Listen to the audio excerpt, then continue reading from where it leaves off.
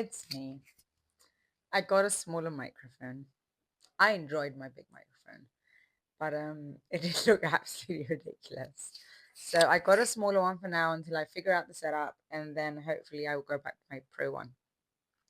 So, so when you think of an idea and then you put it into practice, and that's not how it goes. So the plan was everyone was going to go on to my platform, answer the question or the statement we were talking about this week was, what do you dislike your parents or guardians or friends asking you? And I've been told to look at the camera. I look everywhere else because, yeah. Anyway, if I do that, it's not my fault. And then I would come on here and answer these questions in 15 minutes, which is actually impossible.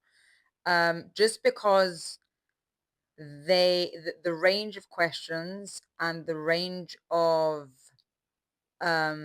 ages was so big that it's actually impossible to answer them in a way that would give enough detail and get through all of them. So what I'm going to do with this part is divide it into 3 parts, focusing mostly with ages. So the first part is going to be from around 13 to 18, and then 18 to 25. And then I did have some questions from 25 and over, which I normally, that was my cutoff. But these questions were something that I think society um, asks a lot, and they need to stop for many reasons. So I'm going to answer that in part 3. Yes, that is a life-size Snoopy. I didn't know where to put him, so I thought he can be part of this. So what I did is that I actually had to print the questions because I'm not going to memorize them and I don't know how to put them on the screen. But they're going to be in sections, so you don't have to listen to all the questions. You can listen to the one that you're interested in, listen to the answer, and then not watch the rest of the video. The rest of the video. So the questions that were asked very much looked at identity, external validation. It looked at self-esteem, exclusion, bullying, and I tried to divide everything into 3 parts. So one of them was social, so in terms of friends, relationships, what's going on in school, in terms of the people they hang out with. The second part is school and work and grades. And then the third part is social media and phones, which I know is huge with this age group. So let's just get started. So I had a lot of questions where a child would say something like, so and so said this about me. And the parent would respond. This wasn't a question, it was a statement. A 13-year-old wrote it. You shouldn't care what people think. Now, that is true. You shouldn't care what people think. However, sorry, I would like to mention, because it's very important, when I'm talking, I'm also talking to the children that have asked these questions, but also to the parents to better understand what their children are feeling at this point. And I want to make it very, very clear to the kids and the teenagers that no parent asks or questions something out of malicious behavior. They do it because they care. They do it because they want to protect you. And they do it because they're interested to see, like, about your life, your school, what's going on. So never take something that a parent asks you. They're not doing it to annoy you. They're doing it because they care. Sorry, I should have mentioned that at the beginning. So this was a statement, I'm guessing, coming from a question that might have been around bullying or somebody giving a negative comment. And it was a 13-year-old that said, you shouldn't care what people think. A parent said that to a 13-year-old. Now, I always say one thing. When you speak to a kid at any age, you shouldn't give a statement. You should ask. Ask them why they are feeling this way and what they are feeling. If child comes to you and says, so and so made a mean comment to me. Okay, stop. How did that make you feel? And the reason for that, at such a young age, even younger than 13, is for them to acknowledge their feelings, to know what is anger, what is upset, what is anguish. It's very important to a child's development. So in this case, instead of just stating you shouldn't care what people think, because no, you should not want external validation. Unfortunately, we live in a world where external validation means a lot to a teenager. So the best thing to do is stop and say, I understand how you're feeling. Let's talk about it. Who whose opinion was the hardest to hear? And that's quite important, because normally if they don't state a name and they state a group, it might be coming down to a specific person. So if you get to the core, the root of that specific person, you will understand why. Why is it hurting them? And then you go on. Okay, why does it matter to you so much that this person is saying these mean things?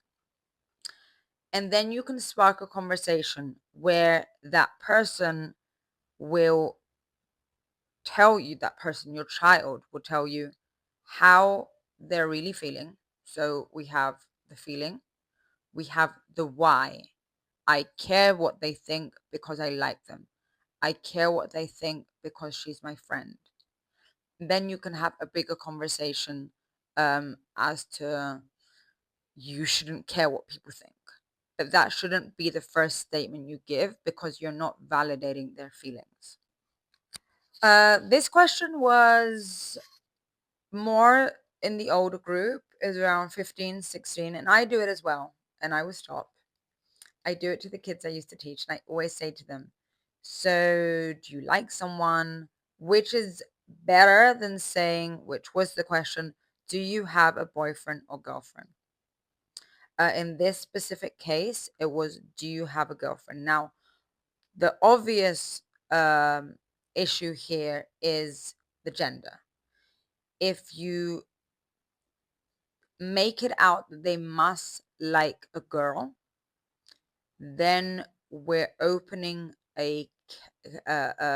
we're closing actually the jar, where they don't have the openness to think and feel how they want to, because they are thinking, I'm being asked if I like a girl. Am I only allowed to like girls? What happens if I don't? Am I weird? Am I abnormal? Which a child should not think that. So it's very important to not be gender specific if you ask. If you want to ask and say, do you like somebody? That is a better question. Another feeling is they will feel judged, because they may not like anyone. And they may feel if you're asking this, the normality of it is that they should. Now, we're going to go through these questions, and obviously we can't not ask our kids questions. That's ridiculous.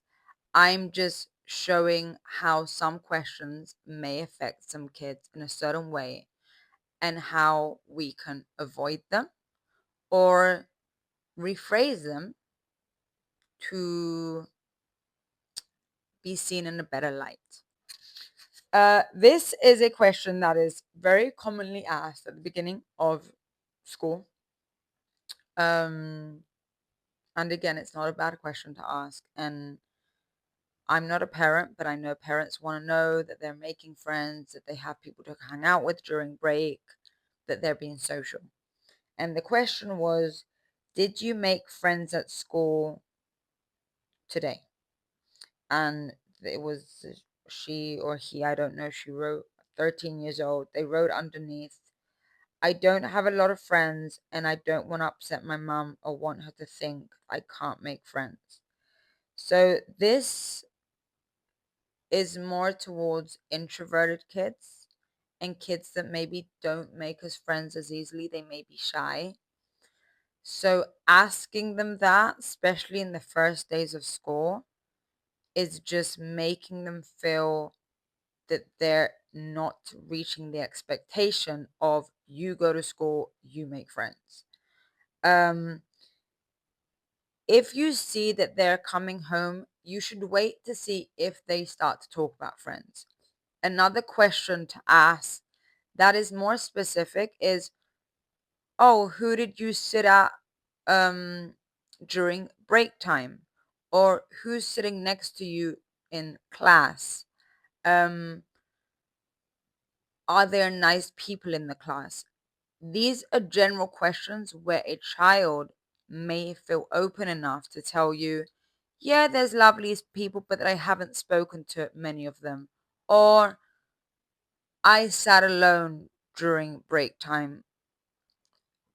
I'm trying to show that when you ask, especially at the beginning of school, did you make friends? They might consider it like a prerequisite. Like, you go to school, you have to make friends. And that's not the case. For some kids, it takes a lot longer for them to build relationships, and that's okay. And only if you see that your child is becoming withdrawn and doesn't have a lot of friends does it become a worry. This one is one again that parents ask because they care, but it can really spark a nerve in a teen that isn't invited to a party. So the question was, my mom keeps asking me if I'm going to the party. There's different parties going on during the weekend. However, I am never invited. Um, this has to do with a child feeling excluded. They don't feel comfortable that they're not invited. They probably want to be invited. They have a lot of FOMO. It comes down to popularity. That's how they feel. They may be invited to some parties, but if they want to specifically be invited to one, if you know about this party, don't keep pestering them. Why aren't you going? They don't want to tell you they are not invited. If they do, that's fine, but a lot of kids don't want to say it out loud because then it becomes a truth. So you can be like, you can even say sarcastically, "Oh, what's so good about these parties anyway?" And they might open up to you and say, these parties are great, you just don't know. In that way, you can see that they're visibly upset about it. Or on the other hand, they will feel supported and validated. Yeah, like, nothing's great about these parties, and they will feel that someone's on their side. Um, I can remember my days when I was at school and people would have parties, and after a certain age, the whole class isn't invited. And it's not nice, and you might have a group of friends, but you feel very much alone. Moving on to schoolwork, I had a few questions here, which I understand if there's recurring behaviors, then obviously it will be asked and taken in a different way. But the first one was, why didn't you finish your homework? Now, schoolwork can be hard, especially in these days of social media and kids constantly being on their phone. I don't think schoolwork is as easy as we remember it, where we were bored and we did schoolwork, and we had nothing else to do. We would get on MIRC at like 7 p.m. But that was it. We went for a bike ride, and our focus was probably better. So again, going back to the first statement I made, always ask them why. Not why didn't you finish your homework? Was the homework hard this week? Do you want to go over something that you don't feel comfortable with? I'm not saying we need to bubble everything, because that I understand that's how it feels. I'm just saying, if some kids are reactive, saying to them, why didn't you finish your homework, instead of asking them, because there may be a reason for it. I didn't understand it. I couldn't concentrate.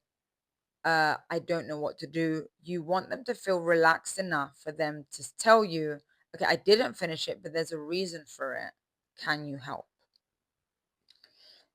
Did you behave today?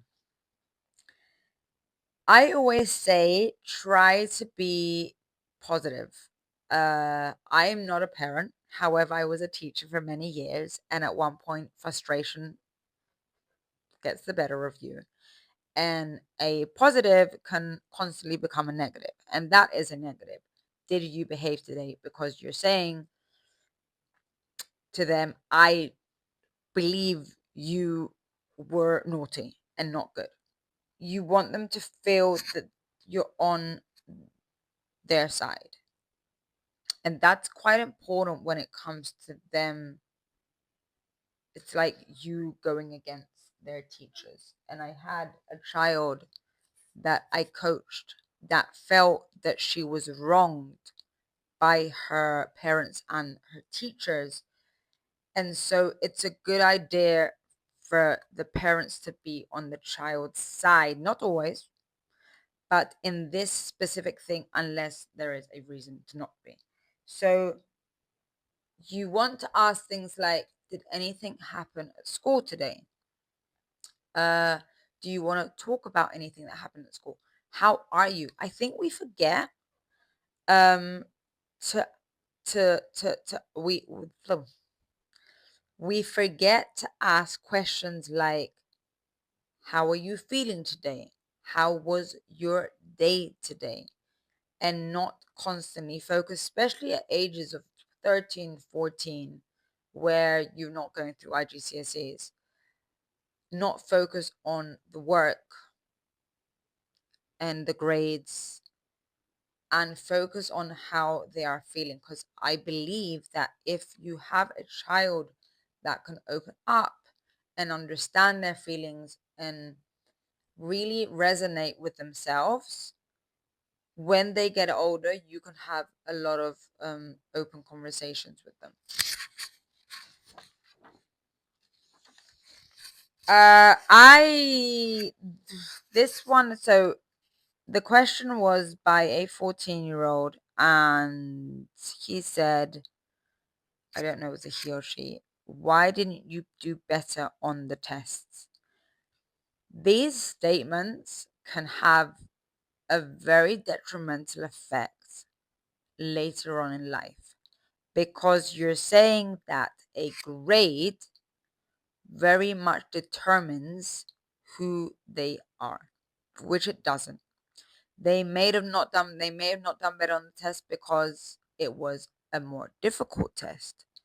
If you want to better understand how well they did, first of all, you need the average of a test. They want to feel that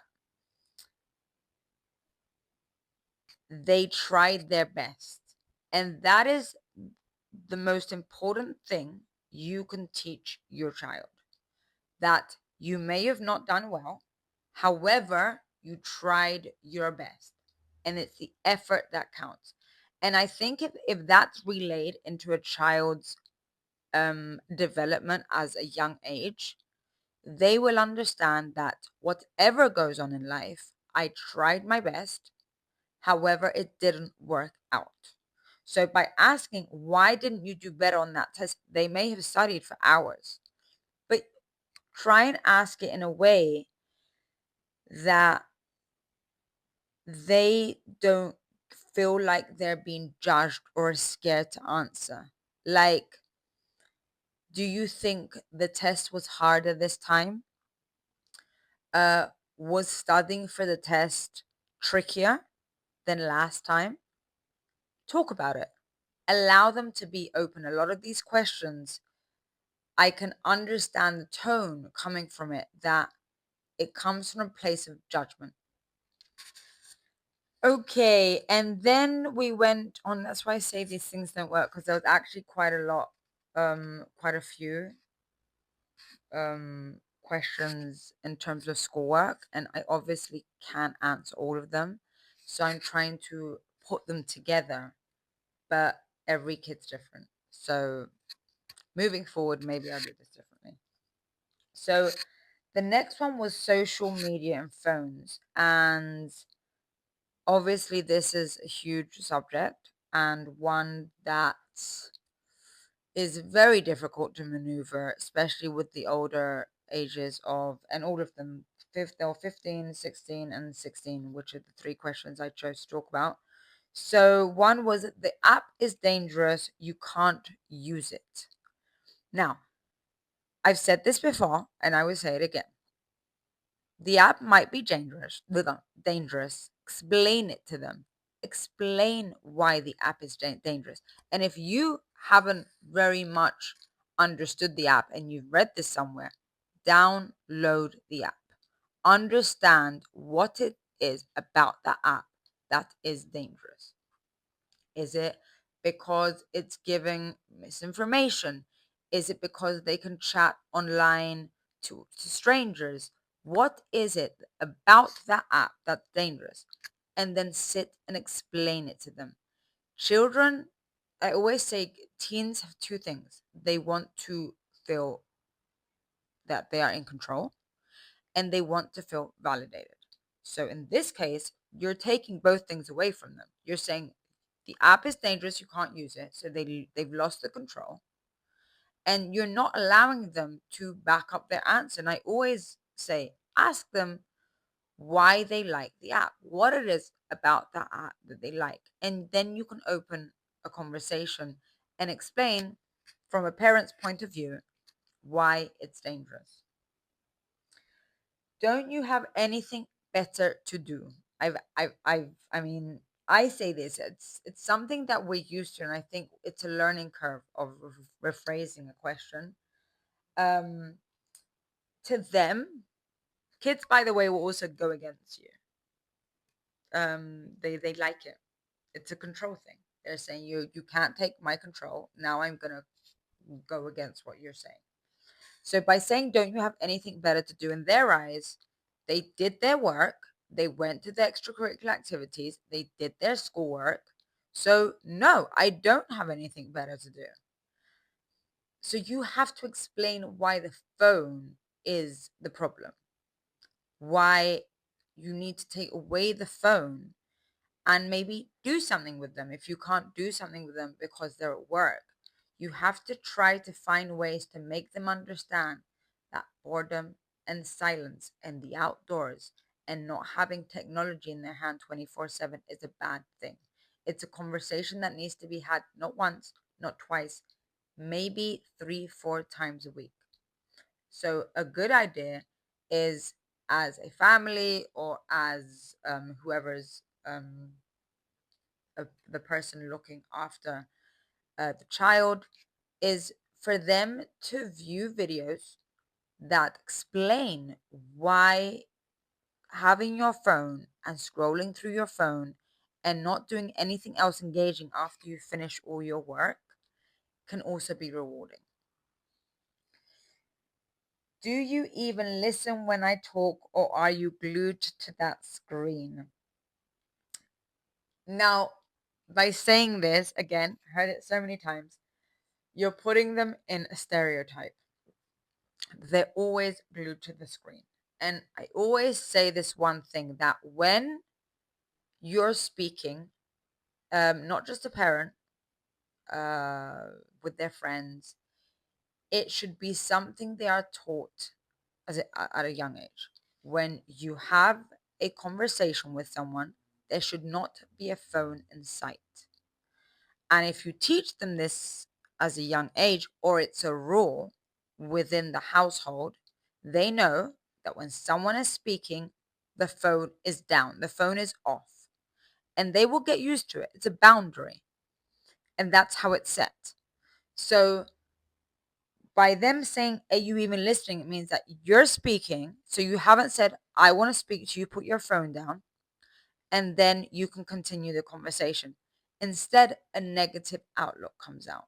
So again, it's trying to not be negative and be positive, which again, I understand isn't even always possible. And um, trying to set boundaries about phone and technology in the household. What I'm gonna do is I'm gonna put this on like maybe a graph on my Instagram. You can see my Instagram somewhere on my YouTube channel. And I'm gonna put the next question in the comments, um, where you can ask the question or go onto my website. And the question for next week is, it's not a question, it's anything that teens or parents have that is related to focus, procrastination, and ADHD. And we are going to have a lovely lady on talking about this with me and answering these questions, because I think there's been a misconception, I believe, and I've read, um, between ADHD and the effects of how technology and social media has had on teens and young adults.